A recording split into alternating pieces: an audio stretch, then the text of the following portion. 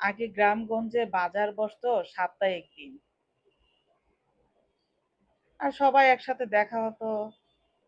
ওটাকে হাট বলে। আর অন্য কোথাও কোনো কিছু পাওয়া যেত না। তো নানি দাদিরা অনেক সুন্দরভাবে খাবার জাত করে রাখতো, আর ওই খাবারের স্বাদও ছিল আলাদা। আর এখন তো 24 ঘন্টায় সবকিছু পাওয়া যাচ্ছে, তারপরও কিছু কিছু পরিবার আছে খাবার সাপ্তাহিক বা 2 দিন বা 3 দিনের বাজার করে নিয়ে যাচ্ছে।